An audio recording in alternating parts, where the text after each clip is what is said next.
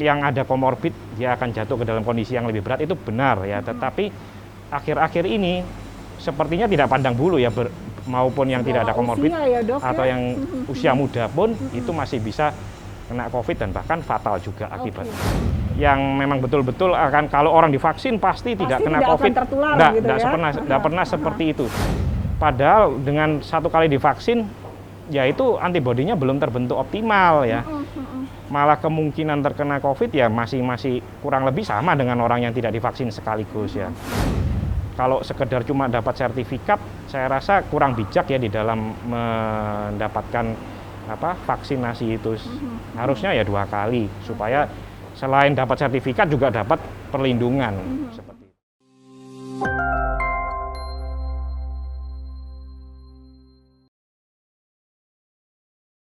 Halo Sobat Mako, apa kabar? Senang sekali rasanya saya, Vivin Citra, bisa hadir kembali untuk menemani Sobat Mako semuanya. Tentunya hanya di podcast kesayangan kita, Mako Suara Cita. Dan kali ini seperti biasa, Citra nggak sendirian gitu ya. Sudah hadir narasumber kita untuk kali ini. Di samping saya ada Dr. Reski Tantular. Beliau adalah dokter spesialis paru dan konsultan. Langsung aja kita sapa. Selamat pagi, Dokter. Pagi, Mbak Citra. Apa kabar, Dok? Baik. Terima kasih banyak ya sudah meluangkan waktunya di tengah kesibukan kita ganggu gitu ya. Oke, Dok, kalau kita ngomongin Kota Malang sekarang mengenai virus corona ini kan memang levelnya sudah turun ya, Dok ya. Dan ini juga kabar yang sangat gembira begitu, tapi memang mau tidak mau ini masih belum hilang seperti itu. Betul. Angka COVID ini. Nah, sebenarnya kalau penularannya itu sebenarnya seperti apa sih, Dok, COVID ini, Dok? Ya, jadi begini Mbak Citra, jadi COVID ya itu adalah nama penyakit, kalau virusnya namanya SARS-CoV-2 ya. Nah, SARS-CoV-2 ini sampai saat ini yang diketahui penularannya adalah melalui yang utama adalah droplet ya. Droplet itu percikan batuk, percikan bersin, atau mungkin dari percikan ketika kita bicara tanpa masker ya.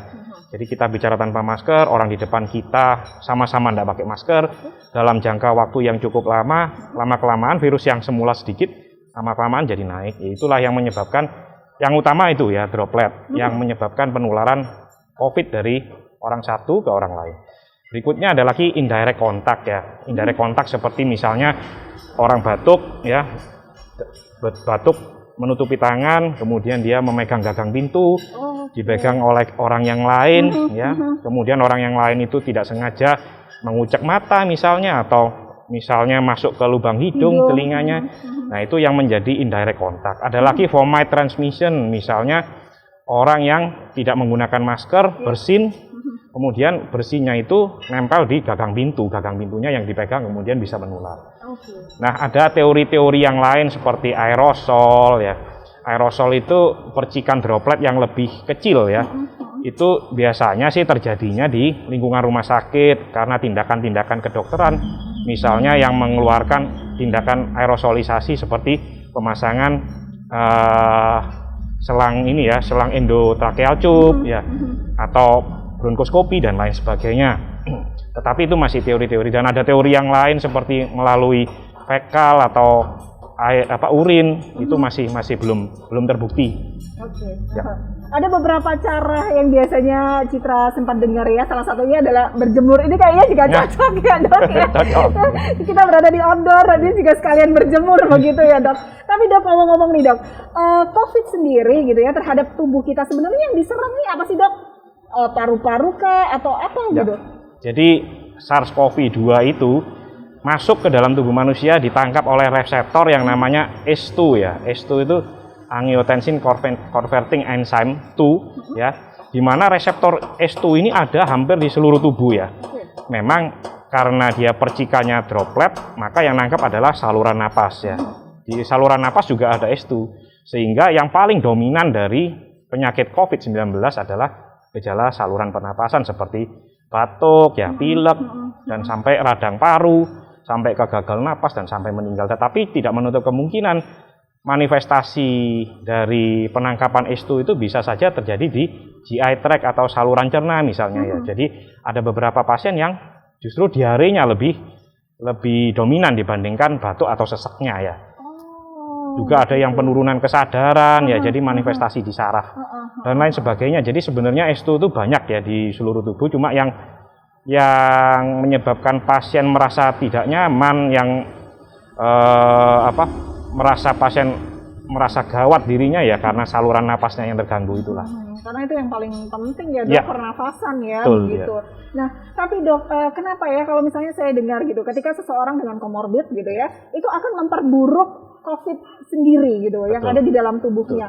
Kenapa bisa seperti itu dok? Ya, jadi komorbid sendiri, apapun itu ya, misalnya diabetes ya, hipertensi, atau bahkan obesitas ya. Orang obesitas itu, orang-orang dengan komorbid itu memiliki respon inflamasi yang sudah ada sebelumnya ya. Jadi penyakit-penyakit yang ada sebelumnya itu memang memicu respon inflamasi yang memang sudah ada. Ditambah dengan adanya COVID, dia semakin memberat ya. Jadi sehingga ketika kedua hal itu ada ya, kondisinya menjadi semakin berat ya. Tetapi perlu diingat juga akhir-akhir ini yang gelombang Delta, varian Delta ini ya, justru trennya itu berubah. Banyak yang justru usia muda tanpa komorbid ya.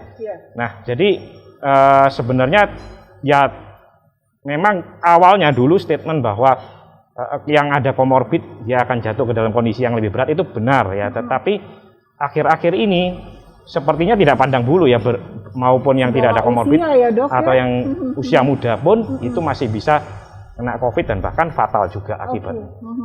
Ketika tadi Dokter Resi sempat menyinggung masalah varian Delta, ini kan bermutasi seperti itu. Betul. Apa yang bisa menyebabkan COVID ini yang tadinya COVID saja akhirnya bisa bermutasi menjadi beberapa varian? Ya, jadi gini, mutasi itu adalah hal yang wajar ya, yang dilakukan oleh makhluk hidup ya untuk mempertahankan diri. Kalau kita manusia mungkin mutasi kita ya, kita namakan mungkin sebagai evolusi ya. Evolusi kalau zaman mungkin dulu waktu sekolah ada teori Darwin ya, seperti jerapah yang lehernya lama-lama jadi panjang. Nah, karena makanannya ada di atas ya. Begitu pula pada virus ya, virus ini dia melakukan mutasi itu untuk mempertahankan diri. Karena adanya pengobatan yang dilakukan oleh manusia misalnya, atau vaksin ya, sehingga mutasi itu dilakukan oleh virus untuk supaya dia lebih eksis, supaya dia lebih kuat di dalam populasinya dia di dunia ini ya. Nah, apa yang menyebabkan mutasi itu sebenarnya adalah karena replikasi yang berlebihan ya. Jadi semakin banyak penularan, semakin sering terjadi penularan, peluang untuk terjadinya mutasi itu semakin tinggi ya. Sehingga ya akan muncul varian-varian baru selama penularan ini tidak dikendalikan dengan baik ya, entah itu misalnya dengan vaksinasi atau dengan protokol kesehatan. Berarti memang salah satu caranya adalah dengan kita melakukan vaksin tersebut, dok? Salah satu ya, salah satu. Jadi vaksin bukanlah mencegah. Ya, bukan 100% pencegahan yang memang betul-betul akan kalau orang divaksin pasti tidak kena COVID. Tidak pernah seperti itu. Vaksin apapun sebenarnya tidak ada yang 100% efektif ya. Jadi apa yang bisa menyebabkan efektif dari usaha kita adalah selain vaksin tentunya adalah dengan protokol kesehatan. Ya, karena yaitu tadi orang yang divaksin tidak 100% kok masih bisa saja dia tertular, mungkin derajatnya lebih ringan seperti itu. Dan ini kan memang kejadian pandemi COVID ini kan hampir 2 tahun ya, dok. Akhirnya mau tidak mau kita seolah harus bersahabat gitu ya di kehidupan kita sehari-hari. Lantas seperti apa nih, dok, untuk kita menjaga tubuh kita gitu ya? Karena ini yang diserang juga pernafasan, paru-paru kita, itu adalah istilahnya pertahanan kita hidup. Apa yang harus kita lakukan? Ya betul Mbak Citra, jadi yang dikatakan tadi bahwa ya kita mau tidak mau harus bersahabat ya. Karena ya kalau misalnya kita mengurung diri di rumah terus ya, kita jadi tidak berkarya, kita jadi tidak perekonomian juga lumpuh ya. Memang betul bahwa kita harus bersahabat, cuma yang perlu diperhatikan memang kita harus tetap mempertahankan perekonomian tetap tumbuh ya, tetapi kesehatan kita dan keselamatan kita itu tetap harus diperhatikan ya. Percuma saja kalau kita tetap misalnya buka toko, buka resto, tapi penularan tetap terjadi, sehingga ya itu jadi konyol ya kalau kita jadi sakit atau lagi sampai menimbulkan korban jiwa. Sehingga Yang penting di dalam menghadapi pandemi yang masih kita belum tahu akhirnya sampai kapan ya, atau mungkin bahkan tidak pernah berakhir ya. Nah itu ya tentu kita harus menggalakkan yang namanya vaksinasi. Karena dengan vaksinasi seperti tadi saya bilang bahwa itu dapat menekan laju penularan ya, walaupun tidak 100%. Atau bahkan yang berat menjadi lebih ringan, sehingga tingkat kematian menjadi menurun ya, tingkat penularan menjadi berkurang. Ditambah lagi dengan tentunya protokol kesehatan. Protokol kesehatan banyak ya sebenarnya. Ya kita apa sih yang intinya kan protokol kesehatan itu adalah mencegah transmisi penularan penyakit. Kenapa kita pakai masker? Karena penularannya adalah droplet. Kenapa kita cuci tangan? Karena ada kemungkinan kita pegang benda-benda kotor tadi ya. Nah hal-hal itu, menjaga jarak ya, itu dikala kita sudah mulai melonggarkan PPKM, dikala toko-toko sudah buka ya, itu tetap harus dipertahankan ya. Jangan seolah-olah merasa aman bahwa kasus di Malang misalnya ini sudah mulai menurun, oh berarti COVID sudah tidak ada, kita buka masker. Nah itu yang hal-hal yang lengah ya, yang dapat menyebabkan ya gelombang-gelombang lagi yang mungkin nantinya akan ada kalau seperti itu terus.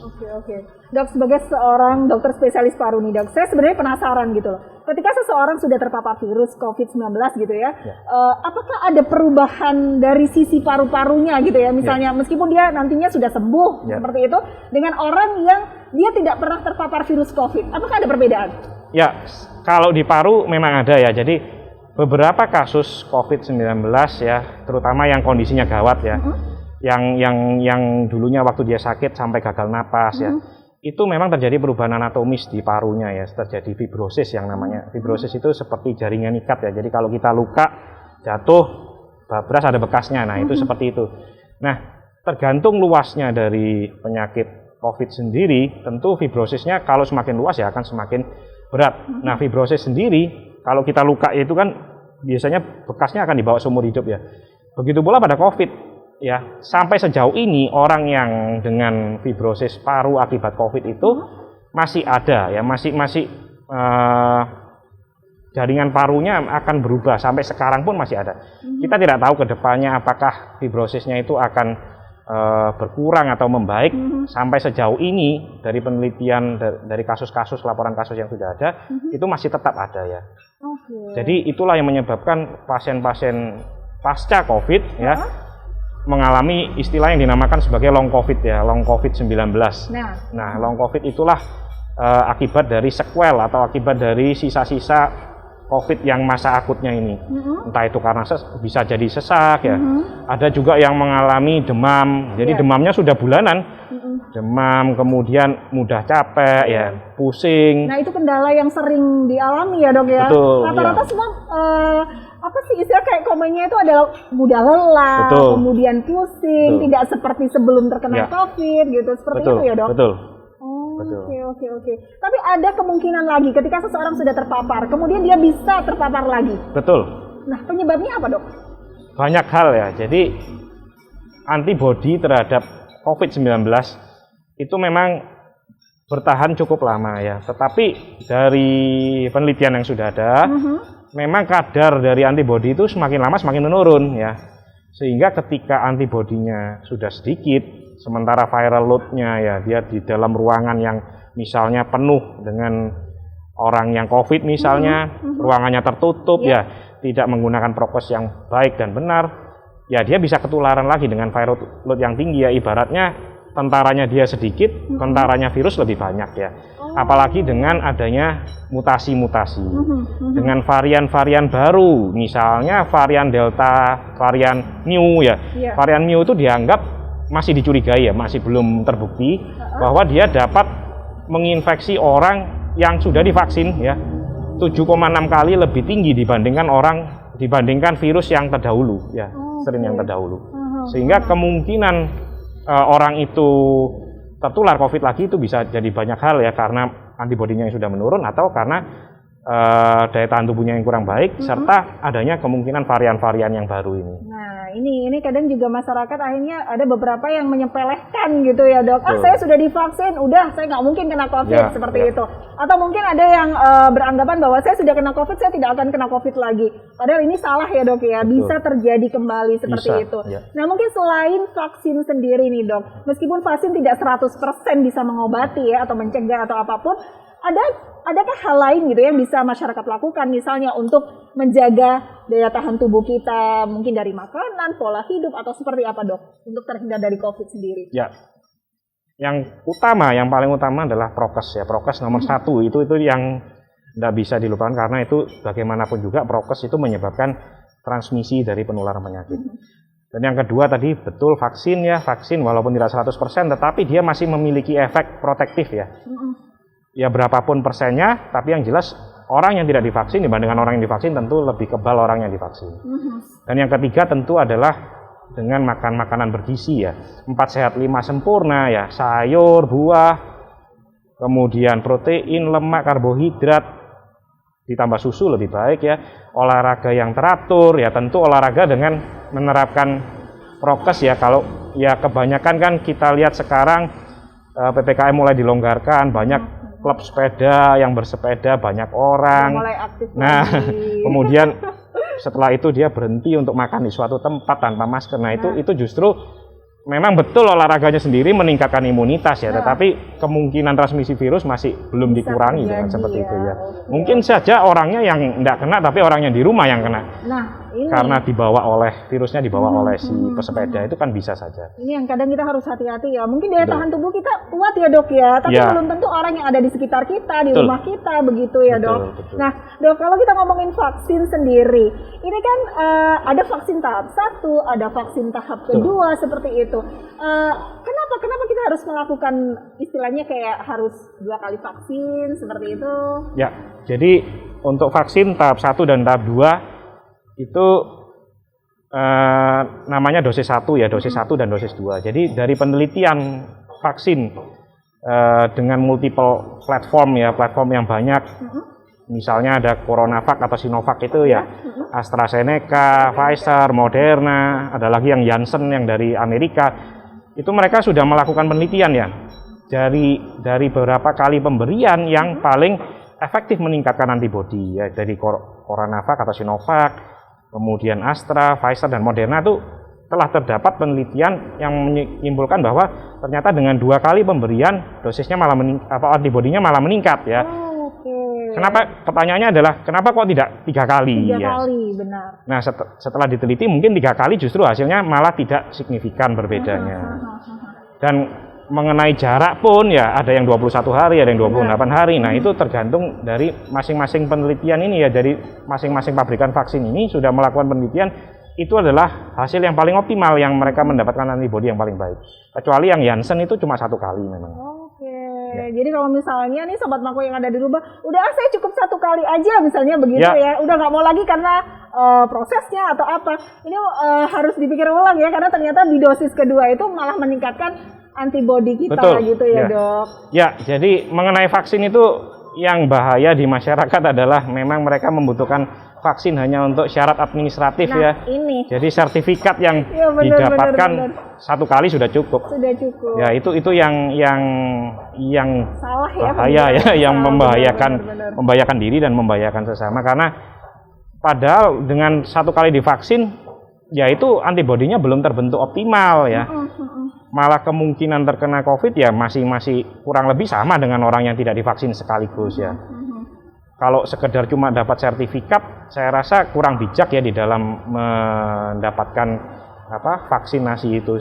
Harusnya ya 2 kali supaya selain dapat sertifikat juga dapat perlindungan seperti itu. Kalau ngomongin jarak tadi nih dok, memang efektifnya adalah 21 hari. Andaikan misalnya nih ya dok ya, ketika saya vaksin pertama, kemudian baru saya vaksin kedua setelah 3 bulan gitu, apakah aman atau harus mengulang seperti itu? Ya, jadi 21 tadi tidak semua vaksin ya, ada yang 28 juga, seperti Moderna itu 28 hari.